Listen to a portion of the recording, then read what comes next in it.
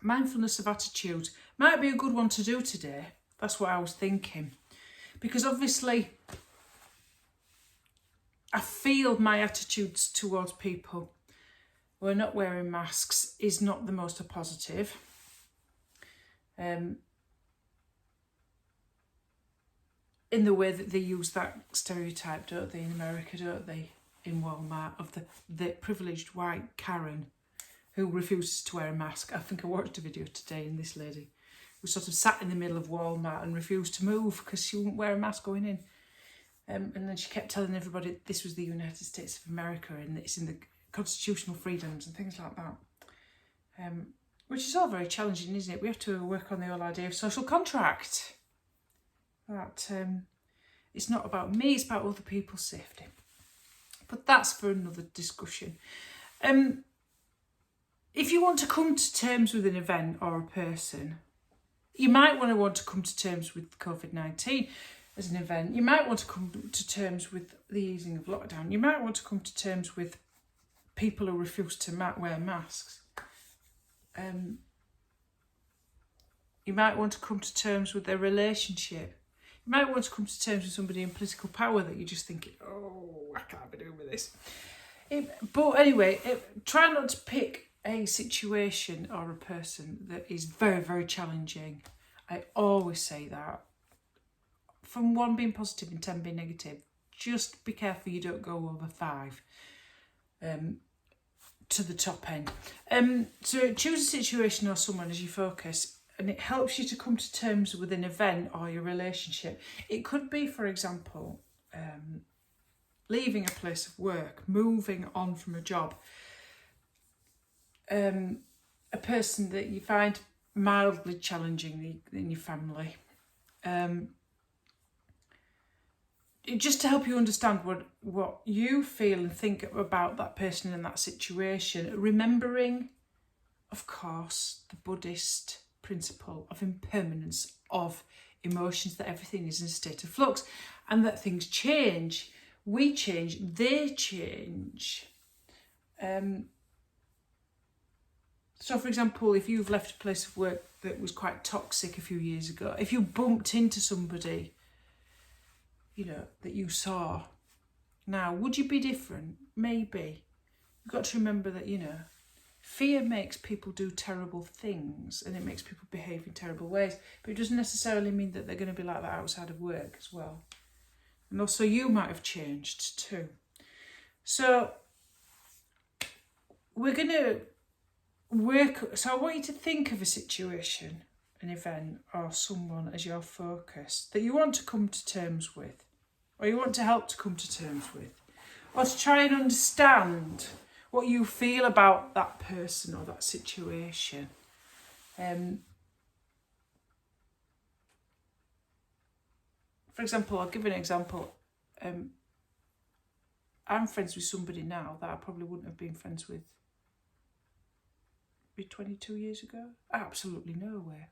But I'm very good friends with that person now. It's very strange. I think it's because I'm older and wiser and they are too, and we've changed and we're in a different place and we're not in the same place where we were and in the same context. Does that make sense? So you can be, strangely enough, very, very comfortable with a person that you might have felt very, very challenged to be with. So let's have a go. I'll ring us in and ring us out. Maybe you just want to move on from a situation and a person and just put it to bed. Like I said, don't pick anything too challenging. It helps you to move on, I think. Definitely. Yeah. Life moves on, doesn't it? Things don't stay the same, and don't beat yourself up about it as well. So what I want you to do is, regardless of what you think about the people in the situation, negative or positive, I don't want you to judge yourself, make yourself feel guilty, or browbeat yourself down, please. Because at the end of the day, we're working from self-compassion, aren't we? Non-judgmental self-compassion. Okay. Open your heart. I'm not into all that hippie stuff. I'm into authenticity. And I won't be the stereotype. Okay, let's go in. Let's see how far the rabbit goes.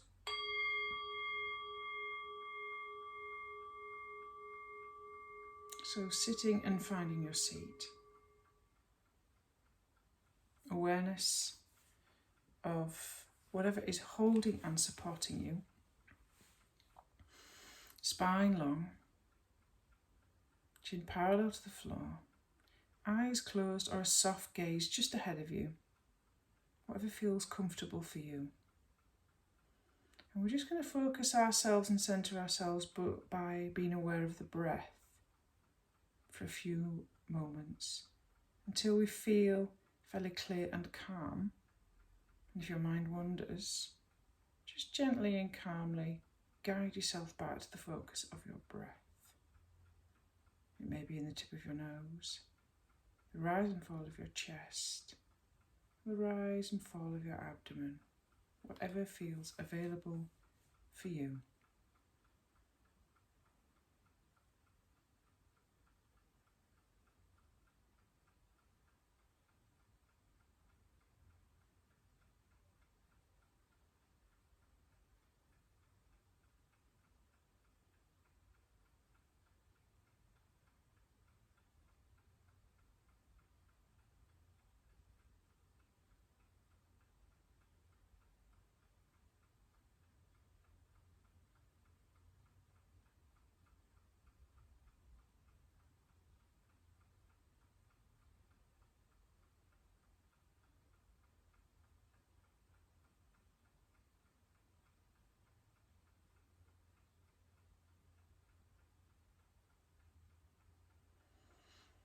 Now, if you can, try to create in very, very vivid detail a mental image of the situation or person of choice.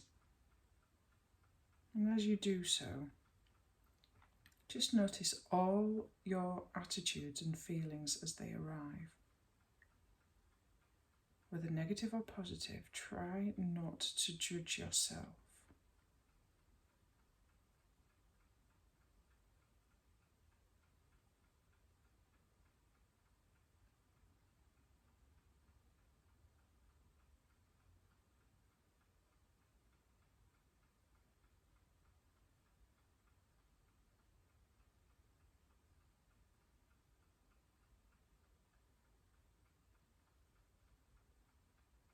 And then contemplate the following in relation to the situation or the person. Have you always held these emotions and attitudes to this person or situation?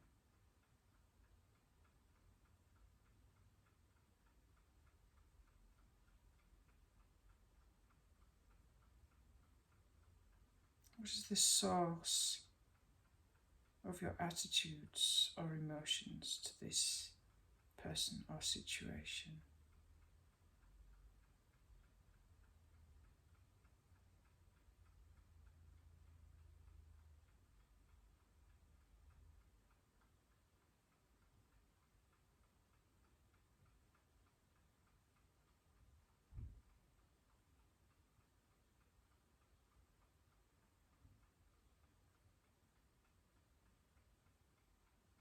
What could happen to change your mind about this person or situation?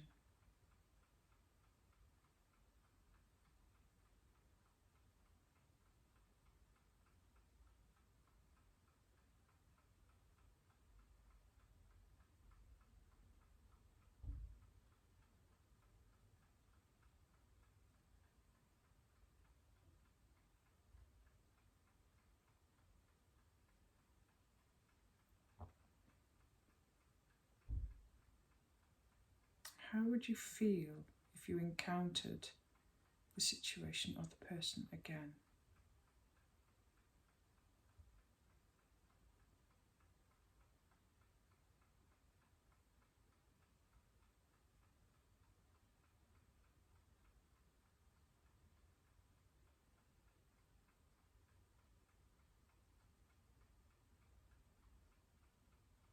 Of course, for all these questions, you contemplate the fact that Nothing is fixed, everything changes.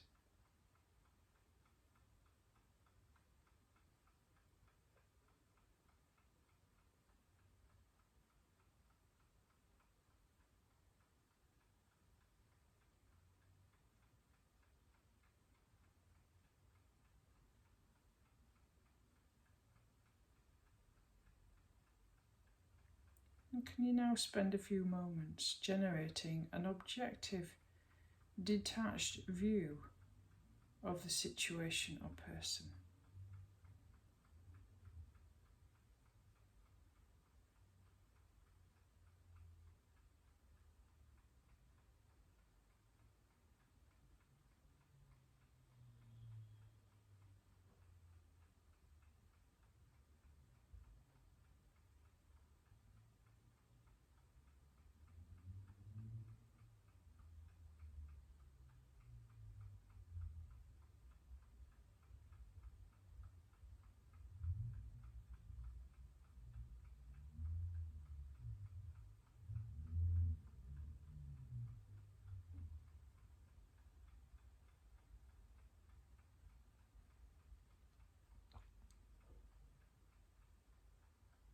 Now shift your attention to the emotions connected to the personal situation in this present moment now.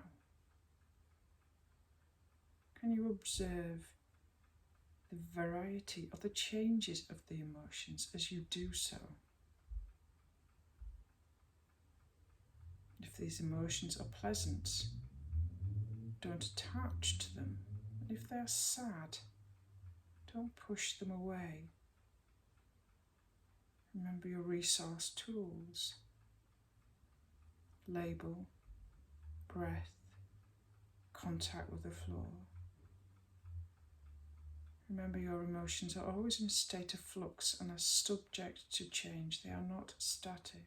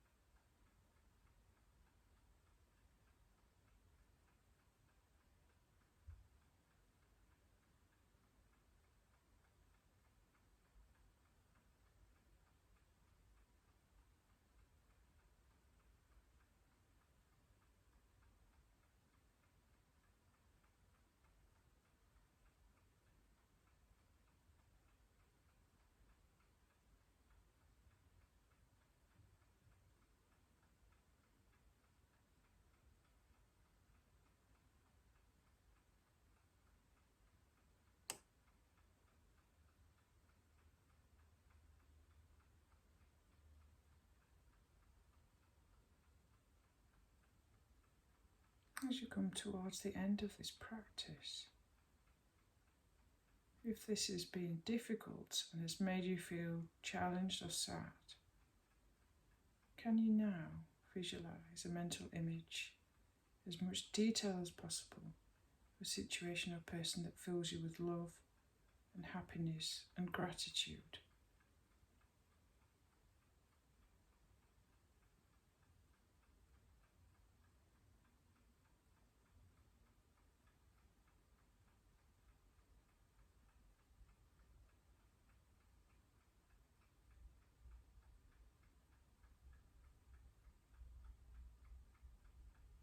Thank you for your time.